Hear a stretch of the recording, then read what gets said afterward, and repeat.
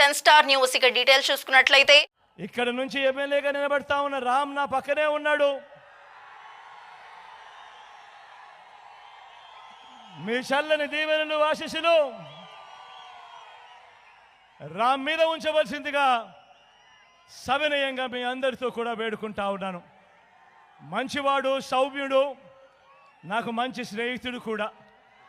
మీ చల్లని దీవెనలు ఆశీస్సులు రాంపై ఉంచవలసిందిగా సవినయంగా ప్రార్థిస్తా ఉన్నా.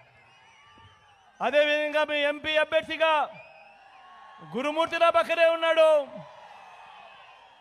ఇటు గురు ఇటు పైకి ఇటువైపు రామ్, ఒక్క నిమిషం ఇటు కనపడు.